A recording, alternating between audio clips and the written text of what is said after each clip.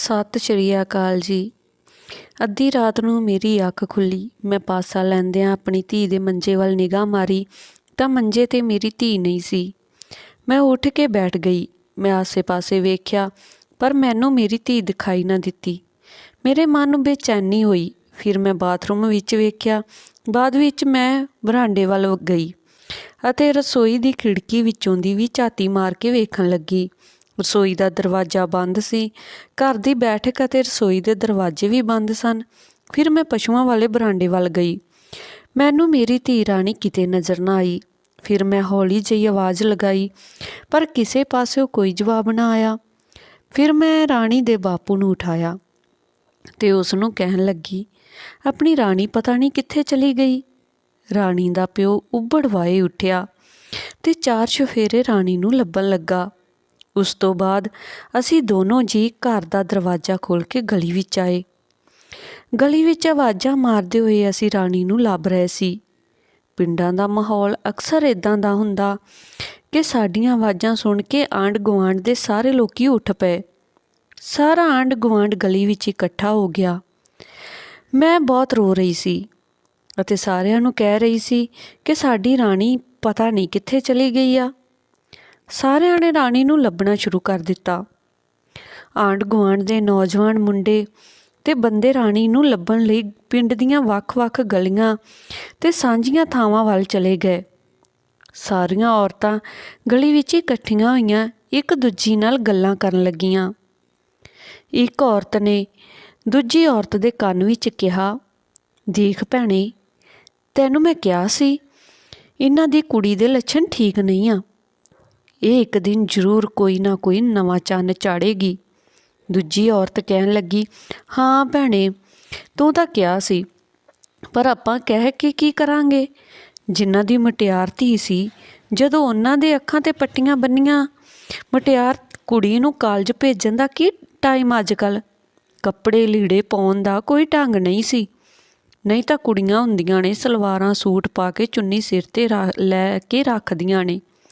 ਇਹਨਾਂ ਦੀ ਰਾਣੀ ਤਾਂ ਪਤਾ ਨਹੀਂ ਕੀ ਕਹਿੰਦੇ ਨੇ ਪਲਾਜੋ ਪਜਾਮੇ ਜਿਹੇ ਉਹ ਪਾ ਕੇ ਕਾਲਜ ਜਾਂਦੀ ਸੀ ਅਤੇ ਫਰਾਕ ਸੂਟ ਵੀ ਪਾਉਂਦੀ ਸੀ ਅਤੇ ਨਾਲ ਭੀੜੀ ਜਿਹੀ ਪਜਾਮੀ ਪਾ ਲੈਂਦੀ ਸੀ।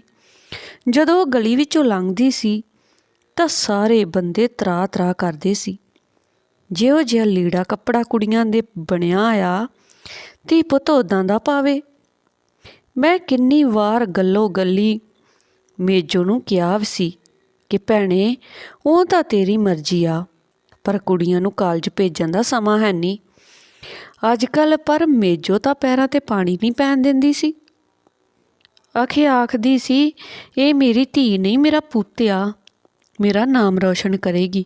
ਕਰ ਦਿੱਤਾ ਨਾਮ ਰੌਸ਼ਨ, ਭੱਜ ਗਈ ਕਿਸੇ ਨਾਲ। ਭਾਵੇਂ ਕਿ ਹੌਲੀ ਬੋਲ ਰਹੀਆਂ ਸੀ ਪਰ ਉਹਨਾਂ ਦੀਆਂ ਇਹ ਗੱਲਾਂ ਮੇਰੇ ਕੰਨਾਂ ਵਿੱਚ ਜ਼ਰੂਰ ਪੈ ਗਈਆਂ ਸਨ। ਮੈਂ ਉਹਨਾਂ ਨੂੰ ਬੋਲਦੀ ਵੀ ਤਾਂ ਕੀ ਬੋਲਦੀ। ਮੈਂ ਚੁੱਪ ਰਹਿਣਾ ਹੀ ਸਹੀ ਸਮਝਿਆ। ਇੰਨੇ ਨੂੰ ਪਿੰਡ ਦੇ ਕੁਝ ਨੌਜਵਾਨ ਮੁੰਡੇ ਗਲੀਆਂ ਵਿੱਚੋਂ ਰਾਣੀ ਨੂੰ ਲੱਭ ਕੇ ਵਾਪਸ ਮੁੜ ਆਏ ਪਰ ਉਹਨਾਂ ਨੂੰ ਰਾਣੀ ਕਿਤੇ ਵੀ ਨਾ ਮਿਲੀ ਅਤੇ ਉਹ ਆ ਕੇ ਪੁੱਛਣ ਲੱਗੇ ਕਿ ਚਾਚੀ ਜੀ, ਰਾਣੀ ਤੇਰੇ ਕੋਲ ਹੀ ਸੁੱਤੀ ਸੀ। ਜਦੋਂ ਤੁਸੀਂ ਸੁੱਤੇ ਸੀ ਕੀ ਰਾਣੀ ਜਾਗਦੀ ਸੀ ਜਾਂ ਸੌਂ ਗਈ ਸੀ। ਮੈਂ ਕਿਹਾ, ਪੁੱਤ, ਸਾਡੇ ਬਰਾਂਡੇ ਵਾਲੀ ਲਾਈਟ ਖਰਾਬ ਹੋ ਗਈ ਸੀ, ਜਿਸ ਕਰਕੇ ਰਾਣੀ ਛੱਤ 'ਤੇ ਬੈਠੀ ਗੁਆਂਢੀਆਂ ਦੀ ਲਾਈਟ ਦੇ ਸਹਾਰੇ ਪੜ੍ਹ ਰਹੀ ਸੀ। ਉਹਦੇ ਪੇਪਰ ਚੱਲ ਰਹੇ ਹਨ, ਜਿਸ ਕਰਕੇ ਉਹ 2-3 ਘੰਟੇ ਬੈਠ ਕੇ ਪੜ੍ਹਦੀ ਆ। ਜਦੋਂ ਅਸੀਂ ਸੁੱਤੇ ਤਾਂ ਉਹ ਛੱਤ 'ਤੇ ਬੈਠੀ ਪੜ੍ਹ ਰਹੀ ਸੀ। 2 ਵਜੇ ਜਦੋਂ ਮੇਰੀ ਅੱਖ ਖੁੱਲ੍ਹੀ ਤਾਂ ਮੈਂ ਉਸ ਨੂੰ ਵੇਖਿਆ ਪਰ ਉਹ ਮੰਜੇ 'ਤੇ ਨਹੀਂ ਸੀ। ਅਸੀਂ ਸਾਰੇ ਘਰ ਵਿੱਚ ਲੱਭ ਲਿਆ ਅਤੇ ਆਵਾਜ਼ਾਂ ਵੀ ਲਗਾਈਆਂ ਪਰ ਉਸਨੇ ਮੇਰੀ ਕੋਈ ਆਵਾਜ਼ ਨਹੀਂ ਸੁਣੀ। ਪਹਿਲਾਂ ਤਾਂ ਕਦੇ ਬਿਨਾਂ ਦੱਸੇ ਘਰੋਂ ਕਿਤੇ ਨਹੀਂ ਗਈ, ਉਹ ਵੀ ਇੰਨੀ ਰਾਤ ਨੂੰ। ਮੇਰੀ ਧੀ ਤਾਂ ਕਾਲਜ ਤੋਂ ਬਿਨਾਂ ਕਦੇ ਘਰ ਦਾ ਬੂਹਾ ਨਹੀਂ ਟੱਪੀ ਸੀ ਪਰ ਮੈਨੂੰ ਸਮਝ ਨਹੀਂ ਆਉਂਦੀ ਕਿ ਉਹ ਕਿੱਥੇ ਚਲੀ ਗਈ। ਸਾਡੇ ਗੱਲਾਂ ਕਰਦੇ ਬਾਕੀ ਸਾਰੇ ਪਿੰਡ ਦੇ ਬੰਦੇ ਵੀ ਵਾਪਸ ਮੁੜ ਆਏ ਅਤੇ ਪੁੱਛਣ ਲੱਗੇ ਕਿ ਕੀ ਰਾਣੀ ਮਿਲ ਗਈ। ਮੈਂ ਕਿਹਾ ਕਿ ਰਾਣੀ ਤਾਂ ਨਹੀਂ ਮਿਲੀ। ਉਹਨਾਂ ਨੂੰ ਇੰਨਾ ਕਹਿ ਕੇ ਮੈਂ ਉੱਚੀ ਰੋਣ ਲੱਗੀ। ਸਾਰੇ ਮੈਨੂੰ ਵਾਰ-ਵਾਰ ਪੁੱਛ ਰਹੇ ਸਨ ਕਿ ਮੈਂ ਸਾਰੇ ਘਰ ਵਿੱਚ ਚੰਗੀ ਤਰ੍ਹਾਂ ਵੇਖ ਲਿਆ ਆ। मैं कहा कि मैं घर दा कोना कोना फरोल मारिया, मेरी राणी किते भी नहीं मिली। मेरी धी तां साडी इज्जत नूं दाग लाउण बारे सोच भी नहीं सकदी। पर हुण मैं की कहां, मेरे तां दिल विच बहुत बुरे बुरे ख्याल आ रहे ने। इन्हां गल्लां दे रौले विच एक मुंडे ने पुछया, चाची की तुहाडे घर दा मेन दरवाजा अंदरों बंद सी जां खुला सी? मैं कहा कि साडे घर नूं तां अंदरले पासे जिंदरा लग्या होया सी। इस जिंदरे दी चाबी मैं अपने सराणे रखदी सी ते हुण भी मैं ये जिंदरा अपने सराणियों चाबी चुक के खोलिया आ। तां फिर उस मुंडे ने कहा कि चाची जदों घर दा दरवाजा अंदरों बंद सी तां फिर राणी घर तो बाहर गई किवें? उसने कहा कि चाची तुहाडे घर दीयां कंधां तां इन्नियां वड्डियां ने कि पौड़ी तो बिना कोई कंध ते चढ़ ही नहीं सकदा। फिर तुसीं ये किवें सोच सकदे हो कि राणी घर तो बाहर गई आ? की तुसीं उसनूं छत ते वेख्या आ? मैं कहा नहीं पुत्त, साडी छत ते तां लक्कड़ दी पौड़ी लगी आ, मेरे तो कित्थे उस पौड़ी ते चढ़िया जांदा। वो मुंडा मेरी गल सुनदे ही पौड़ी चढ़ के छत ते चला गया। छत ते जाके उसने आवाज़ मारी कि राणी मिल गई। सारे बंदे गली विचों साडे घर अंदर आए ते पुछण लगे कि कित्थे आ राणी? तां वो मुंडा बोलिया कि चाची जी राणी तां छत ते ही सुत्ती पई आ। उसने राणी दे बापू नूं कहा कि चाचा जी तुसीं उपर छत ते आओ। राणी दे प्यो तो लक्कड़ दी पौड़ी चढ़िया नहीं जांदा सी ते उसने अपने आंढ गुआंढ दे मुंडिਆਂ ਨੂੰ पौड़ी ते चढ़ाया। ਉਹਨਾਂ ਨੇ ਰਾਣੀ ਰਾਣੀ ਕਹਿ ਕੇ ਆਵਾਜ਼ਾਂ ਲਗਾਈਆਂ, ਪਰ ਰਾਣੀ ਕੁਝ ਵੀ ਨਹੀਂ ਬੋਲ ਰਹੀ ਸੀ। ਜਦੋਂ ਉਹਨਾਂ ਨੇ ਰਾਣੀ ਨੂੰ ਹਲੂਣਾ ਦੇ ਕੇ ਜਗਾਉਣ ਦੀ ਕੋਸ਼ਿਸ਼ ਕੀਤੀ ਤਾਂ ਵੀ ਕੋਈ ਜਵਾਬ ਨਹੀਂ ਆਇਆ। ਉਹਨਾਂ ਨੇ ਆਵਾਜ਼ ਮਾਰੀ ਕਿ ਚਾਚੀ ਰਾਣੀ ਦਾ ਕੋਈ ਜਵਾਬ ਨਹੀਂ ਦੇ ਰਹੀ, ਇਹ ਤਾਂ ਬੇਹੋਸ਼ ਪਈ ਆ। ਉਹਨਾਂ ਨੇ ਫਟਾਫਟ ਰਾਣੀ ਨੂੰ ਹੇਠਾਂ ਲੈ ਕੇ ਆਂਦਾ, ਉਸ ਨੂੰ ਮੰਜੇ ਤੇ ਲਿਟਾ ਕੇ ਪਾਣੀ ਪਿਲਾਇਆ। ਰਾਣੀ ਦੇ ਅੰਦਰ ਇੱਕ ਘੁੱਟ ਵੀ ਪਾਣੀ ਦਾ ਨਾ ਲੰਘਿਆ।